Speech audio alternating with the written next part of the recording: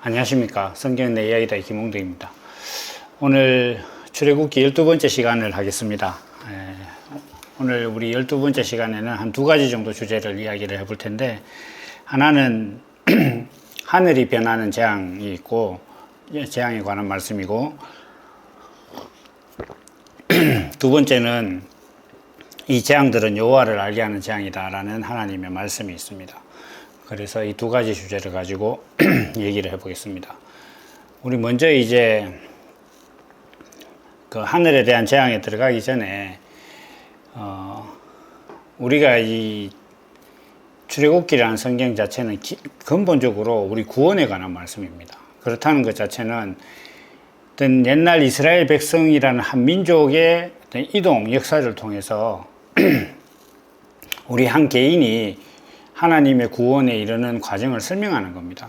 그러니까 가장 주체가 되고 목적이 되는 대상은 우리 한 개인입니다. 그렇다 그러면 그 관점에서 이 출애굽기를 본다면 당연히 이 재앙 역시도 우리 삶의 재앙입니다. 그러니까 애굽이라는 나라에 임한 그 재앙을 가지고 그때 하나님 앞에 그 바로왕이 대드니까 일벌백계로 보여주셨다 이런 게 아니라, 그게 목적이 아니라 우리가 하나님께서 부르시는 그 구원에 응답하지 않는 사람의 삶이라는 것이 이렇다라는 것입니다. 그래서 이제 오늘은 하나님께서 바로왕에게 내가 이렇게 얘기하는 것 자체는 여호와를 알게 하는 것이다, 이런 말씀도 이제 하시는 겁니다. 우선 온 6번째까지 재앙과는 다르게 7번째 재앙부터는 조금 이제 강도가 좀 다릅니다. 물론 뭐 재앙이라는 것 자체는 누구나 사람이 이제 삶의 어려움을 겪는데, 누가 봐도 객관적으로 그거 참 저 사람 인생은 참 힘들다, 뭐 이런 게 있을 수도 있지만은, 우리 한 개인 입장에서 생각하면 세상에서 제일 힘든 재앙이나 어려움은 내가 겪는 일이에요. 내가 겪는 게 제일 힘들지, 남이 겪는 거는 참 마음이 이렇게 동해서 슬프고 막 애틋하기는 해도 직접적으로 그거는 이제 뭐 내한테 막 피해가 오고 이런 건 아니잖아요. 그래서 그런데 이 재앙도 마찬가지입니다. 첫 번째부터 이렇게 쭉 있더라도 결국은 하나님을 믿지 않는 그런 불순종의 삶이라는 것은 10가지 재앙 중에 어떤 재앙이든지 자기가 당하게 될 텐데, 그 당하면 어쨌든 자기는 힘든 겁니다. 근데 이제 오늘은 보면은 우박, 메뚜기, 흑암이라는 이 세 가지 재앙을 이제 간략하게 살펴볼 텐데, 이 세 가지는 전부 다 하늘의 변화입니다. 메뚜기 땅에서 오는 거 아니냐 이렇게 하지만, 성경에서 메뚜기를 땅에서 온다고는 한 번도 표현 안 합니다. 미가서에서 이야기할 때도 동풍이 불어서 하늘에서 덮었다, 이렇게 얘기를 하죠. 그러니까 여기서도 이제 메뚜기가 동풍을 타고 왔다, 이렇게. 그러니까 하늘의 바람을 타고 온 존재예요. 앞서서 파리는 하수에서 이렇게 올라오는 거지만은 그 메뚜기는 그렇지는 않습니다. 그런데 이제 심지어는 우박이 내릴 때는 모세가 간구를 했더니 하늘에서 불도 함께 내렸다, 이렇게 했는데, 이때 재밌는 일이 하나 있습니다. 뭐냐 하면은 모세가 이런 재앙을 내린다고 하니까, 하나님께서 이런 재앙을 내린다고 하니까 애굽 사람들 중에 그게 두려워서 집 밖에 안 나온 사람들이 있었다, 이렇게 기록하고 있어요. 그래서 그 사람들은 해를 당하지 않았다라는 그런 말씀이 있습니다. 이거 어떤 말씀이냐면, 제가 앞서서 지난 시간에 그런 말씀을 드렸을 거예요.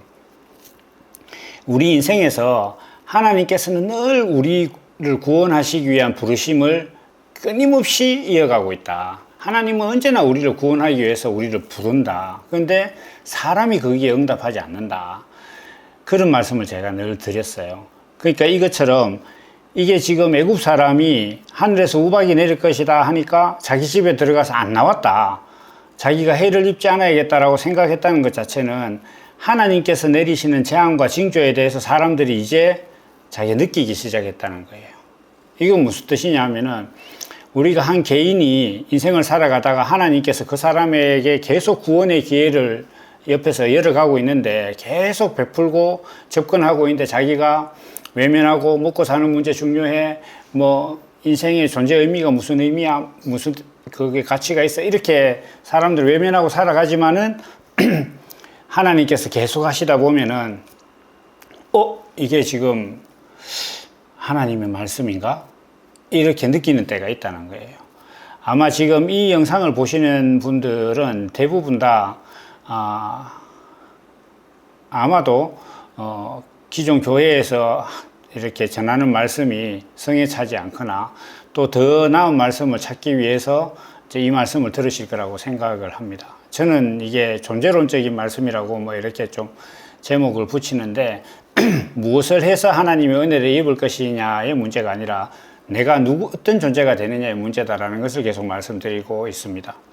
그런데 이런 말씀들을 찾아보고 또 저 블로그를 하루에 500분 이상 옵니다. 최소한 600분 정도씩 평균 이렇게 오고 계시는데, 물론 뭐 대부분은 중복되는 분들일 수도 있겠습니다만은, 이런 말씀을 접한다는 것 자체가 바로 이 애국 사람들, 우박을 피한 애국 사람들처럼 인생에서 하나님의 구원에 대해서 내가 진짜 좀 심각하게 생각해 봐야겠다라고 느끼기 시작한 거예요.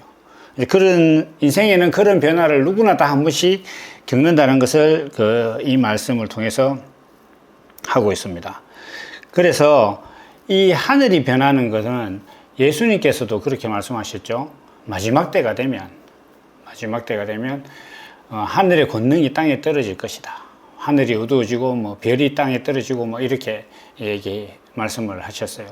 그러면 사람들은 그게 언젠가 뭐 아마겟돈 전쟁이 일어나고 세상의 종말이 일어나고 막 그 우주에서 그러한 별똥별이 지구로 떨어져서 지구가 막 큰 해일이 일어나고 화산 폭발이 일어나서 인류가 다 망한다.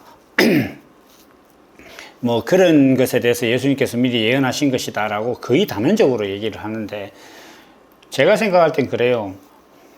우주에서 무슨 뭐 별똥별이 떨어져서 운석이 떨어져서 지구가 망하는 것보다 지구에 있는 사람들이 온난화 해결을 못해서 빨리 망하는 게 그게 더 빠를 수도 있어요. 그리고 사람들은 막 그 온난화를 지구에 대한 걱정으로 엄청 하고 있는데, 사람은 망해도 지구는 안 망할 겁니다. 그럼 뭐 지구 걱정을 할 거 아니고 사람 걱정만 하면 됩니다. 다시 얘기로 돌아와서 예수님께서 그렇게 말씀하셨을 때 그 종말이라는 것은 이 지금 지구라는 한 우주 속의 한 천체의 종말을 이야기하는 게 아닙니다. 그런 날이 실제로 있을지는 모르겠어요. 아마도 저희 수명으로는 그때까지 살기 힘들지도 모르겠다 이렇게 싶기는 합니다. 현재 뭐 과학적 계산이나 이런 걸로 봤을 때. 그런데 또 예수님께서는 뭐라고 하셨냐면, 그때 그 종말에 대해서 말씀하실 때 예수님께서 이런 말씀을 하셨어요. 지금 내 말을 듣고 있는 사람들 중에서 그때를 볼 사람이 있을 것이다 이렇게 얘기했단 말이에요. 그게 2000년 전입니다. 그러면 예수님께서 거짓말 하신 게 아니라면은 그 종말을 누군가는 봤다는 거예요. 근데 오늘날 지구는 그냥 멀쩡하잖아요. 이거는 지금 지구의 종말을 얘기하시려고 하는 게 아니라 한 사람의 가치관이 끝나는 거예요. 왜 이게 한 사람의 가치관의 얘기냐 하면은, 한 사람이 보는 그 가치관이 그 사람에게는 모든 세계예요. 그 사람이 죽으면 그 세계도 멸망을 당해요. 예를 들면 마르크스, 레닌 뭐 이런 사람들이 죽었잖아요. 그럼 그 사람들이 꿈꾸던 자기 안에 있었던, 자아 안에 있었던 그 꿈꾸던 공산주의 세계는 막 끝난 거예요. 그 사람이 죽었으니까. 자기가 꿈꾸던 세상은 그 꿈을 꾸는 당사자가 죽어버리면 그 세상이 끝나는 겁니다. 그것처럼 그 얘기를 하고 계신 거예요. 그래서 지금 이 재앙도 마찬가지입니다. 하늘이 어두워지고 뭐 우박이 내리고 메뚜기가 와서 내가 먹을 수 있는 것들을 다 막 이렇게 없애버린다 이렇게 얘기하는 건 뭐냐면, 내가 하늘로부터 왔다고 생각하는 가치들 있잖아요. 이건 운명이다. 이것이야말로 사람이 사는 어떤 가치다. 사람은 이렇게 살아야 한다. 이게 정말 삶의 의미다 라고 생각했던 그 모든 것들이 다 끝날 것이다. 이게 지금 예수님께서 말씀하셨을 때 모든 것이 다 종말이 이를 것이다 이렇게 하신 그 말씀이에요. 왜냐하면 거듭나는데, 사람이 그리스도로 거듭났는데 옛날 게 남아있을 수가 없어요. 거듭났다는 거는 이미 옛날 게 다 망했다는 거예요. 다 망하고 없어졌다는 거잖아요. 그러니까 그렇게 없어지지 않았는데 새로운 게 올 수가 없습니다. 그러니까 예수님의 말씀은 종말을 이야기하시는 게 목적이 아니라 새하늘과 새 땅, 그러니까 거듭난 사람이 거듭나는 것에 대해서 말씀하시는 거예요. 사람이 거듭나면 다 새롭게 보이는 거예요. 우리 그런 얘기 하잖아요. 연애를 시작하고 나면 세상이 달라져 보인다. 자기가 모태솔로였다가 이제 오늘부터 뭐 어제부터 1일이라고 했을 때 이제 연애가 시작됐어요. 그러면 자기라는 존재가 모태솔로라는 것을 탈출해서 어떤 연인이 있는 존재로 바뀌었어요. 그러면 그날부터 세상이 다 바뀌는 거예요. 그게 새하늘과 새 땅이에요. 땅과 하늘은 멀쩡해 똑같아요. 그런데 그것을 인식하고 그것에 대해서 정의를 내리고 그것에 대해서 가치를 부여하는 사람 자체가 바뀌면 하늘과 땅이 바뀌는 거예요. 여기서도 마찬가지입니다. 하늘에서 우박이 내린다? 내가 인생의 의미라고 생각했던 것들이 하나님을 믿지 않으면 다 망한다.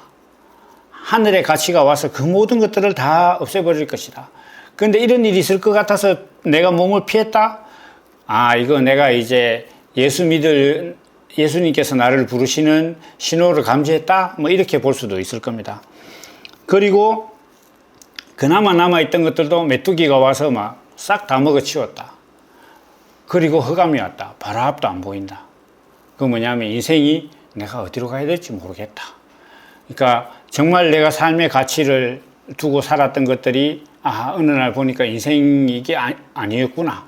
그 성철이란 그 양반처럼 그렇게 난리를 치고 인생을 살았는데 끝날 때 보니 아무것도 아니더라. 그건 뭐냐면 흑암이라는 거예요. 흑암. 아무것도 자기 그렇게 인생을 뭐 수십 년 살았는데 끝날 때 아무것도 없다. 그거 이제 흑암이란 거지. 나 어두워. 아무것도 못 봤어. 없다는 거잖아요. 그러니까 어두우니까 아무것도 못 본 거예요. 그렇게 될 것이다. 이런 재앙을 겪어야 우리가 그 하나님께로 나갈 수 있는 거예요.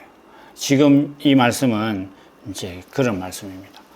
그런데 여기서 이제 10장 2절에 보면은 이런 말씀이 있어요. 이게 이제 하나님께서 모세를 통해서 바로에게 가서 전해라고 한 말인데 내가 애굽에서 행한 일들 곧 내가 그 가운데서 행한 표징을 내 아들과 내 자손의 귀에 전하게 하려 함이라. 너희가 나를 여호와인 줄 알리라. 이건 뭐 문맥상 애굽 사람, 이스라엘 사람 따지지 않고 모든 사람들에게 하는 말씀이기도 한데 핵심은 이거예요. 오늘 나에게 하시는 말씀이에요. 그건 뭐냐면 내가 삶의 가치를 정말 중요하게 여기는 것들, 돈이면 돈, 권력이면 권력인 걸 쫓아 살다가 이게 아니구나 깨닫는. 그거 못 깨달으면 그건 정말 더 심각한 저주예요. 그리고 또 신앙인들 같은 경우에는 예수 이렇게 믿어야 돼 라고 막 열심히 믿었는데 뭐 저 같은 사람이 그렇게 얘기하잖아요. 아니 예수 그렇게 믿는데 구원받았다면서 왜 회개하냐.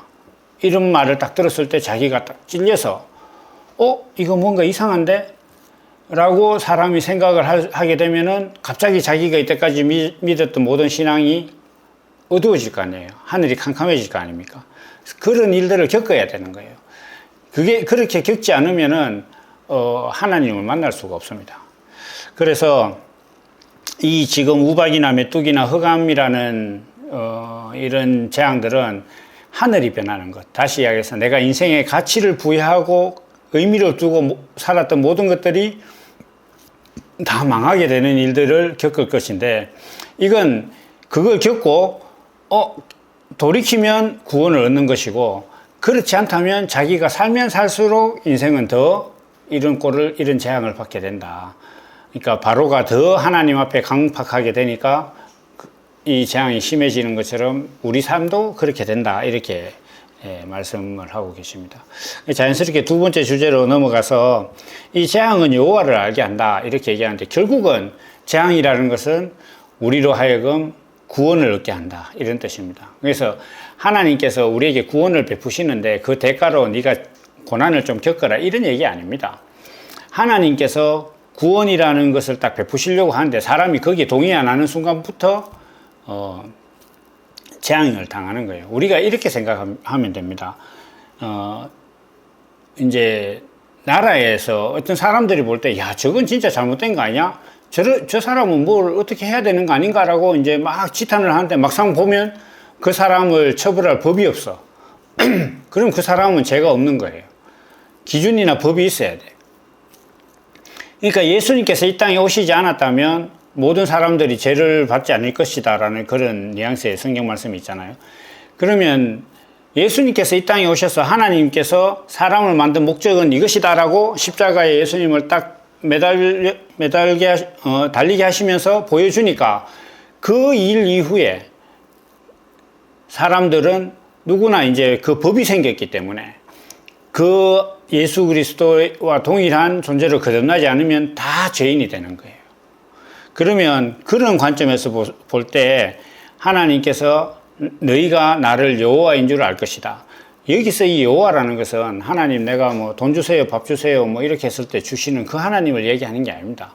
존재의 신, 우리가 저 앞에서 모세에게 하나님께서 나타나실 때 불은 붙었는데 나무는 타지 않는 그 떨기나무에 대해서 제가 말씀드렸잖아요. 그때 하나님께서 이렇게 막 징조를 보여주면서 모세에게 나는 여호와다, 스스로 있는 자다 라고 밝히셨다, 이렇게 제가 말씀을 드렸어요. 그건 뭐냐면은 하나님이 나는 스스로 존재하는 자다라는 것을 모세에게 보여주기 위해서 나타나니까 연료 없이 타는 불이 된 거예요. 그러니까 불이라는 것은 나무가 타든지 기름이 타든지 뭔가 타야 되는데, 그러니까 연료가 있어야 불이 타는데 하나님께서는 떨기나무에 불이 붙었는데 불이 그냥 타고 있는 거예요. 그건 스스로 있는 자가 나타나니까 불이 스스로 타는 거예요. 스스로 있는 자가 불로 나타나니까 나무가 타지 않고 스스로 타는 거단 말이에요. 지금 말하는 이 여호와는 그 하나님이에요. 다시 이야기해서 내가 어떤 행동을 하면 하나님이 기뻐할 것이다, 교회를 어떤 좋은 자재로 지으면 하나님께 영광이 될 것이다 라는 그런 개념의 하나님을 알게 되는 게 아니고, 하나님께서 아담이 범죄했을 때 네가 어디 있느냐, 너는 지금 어떤 존재냐, 너의 정체성이 뭐냐, 이렇게 물으셨던 것. 예수님께서 제자들에게 사람들이 나를 누구라 하느냐, 그리고 너희는 또 나를 누구라 하느냐, 이렇게 물으셨던 그 관계성에 대한 것. 하나님과 나는 어떤 존재로서 만나게 되느냐, 하나님을 존재의 신으로, 나는 그 존재의 신이 의도하는 목적을 달성해야 될 형식을 가진 존재로서 내가 하나님을 만나는 그 구원에 이르게 될 것이냐, 이런 얘기죠. 그래서 그 하나님을 알게 될 것이다. 그 하나님을 믿지 않으면 너희가 계속 그 재앙을 당할 것이다, 이렇게 이야기하는 것이죠. 그러면 우리가 이게 그 세법이라는 게 있잖아요.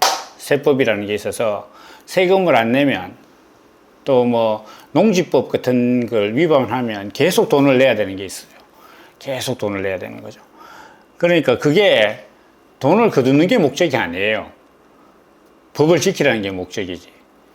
그러니까 교통법규를 위반하면 그 과태료나 범칙금을 물잖아요. 그러면 그 도로교통법의 목적이 그 사람들한테 돈을 걷는 거겠습니까? 그거 아니에요. 도로교통법의 목적은 사람들이 법을 잘 지켜서 교통이 안전하게 되는 거예요. 사람들이 보행이나 운전에서 위험을 당하지 않도록 하는 게 그게 교통법의 목적입니다. 그런데 그걸 안 지킨다? 그러면 계속 돈 내야 되는 거예요. 운전을 험하게 한다, 막 과속한다, 그러면 막 계속 이렇게 돈을 내야 되는 거죠. 이 재앙도 마찬가지입니다. 하나님께서 그리스도라는 존재를 보이시고, 또 하나님께서 사람을 창조하실 때 목적을 분명하게 했기 때문에 그 표준이 정해진 거예요. 법이 정해진 거예요. 근데 이 법은 우리를 거듭나게 하는 것이지 우리를 재앙 가운데 이끄는 게 목적이 아니에요. 그런데 내가 그 법대로 안 따른다? 그럼 계속 재앙을 당하는 거야. 교통법규를 위반한다? 위반할 때마다 계속 돈 내야 돼. 그것처럼 똑같은 거예요. 그래서 이 재앙은 그런 것입니다. 끝으로 이제 다시 한번 지난 시간에도 말씀드렸던 것처럼, 이처럼 하나님께서는 우리에게 늘 구원에 대해서 말씀을 하시고 계신데 사람들은 거기에 잘 동의를 안 하고 순종을 안 하죠. 이게 이제 저는 늘 이런 생각을 합니다. 그 찬송가 302장인데요. 내 주 하나님 넓고 큰 은혜는 이렇게 하는 건데, 거기 3절 가사가 이렇게 되어 있습니다. 많은 사람이 얕은 물가에서 저 큰 바다 아래다가 찰싹거리는 작은 파도 보고 마음이 졸여서 못 간다. 이렇게 있습니다. 우리가 지금 제가 계속 구원에 대한 얘기도 하고 재앙에 대한 말씀도 드리잖아요. 우리 주변에는 지금 이 영상을 보는 기회처럼 우리 구원에 대해서 하나님께서 늘 부르십니다. 늘 부르시고 또 하나님께서는 너희가 만약 여호와라는 존재를 찾고자만 하면 내가 어떤 형태로든지 찾아가겠다. 그래서 기적이 일어나는 거예요. 하나님께서 정말 인간적인 상황으로 봤을 때 존재의 신을 알 수 없는 그런 상황인데 하나님께서 저기서 나를 찾는다. 하나님께서 임하시면 그게 기적이 되는 거예요. 그래서 그러한 하나님을 믿는 우리 신앙이기 때문에 이러한 다양한 구원의 어떤 요청에 우리가 하나님의 구원의 요청에 우리가 잘 순종하는 우리가 되어야 된다. 이런 말씀을 여러분께 드리고 여러분들도 그러한 구원이 여러분의 것이 되기를 원합니다. 그럼 여기까지 하겠습니다. 오늘은 감사합니다. 여보.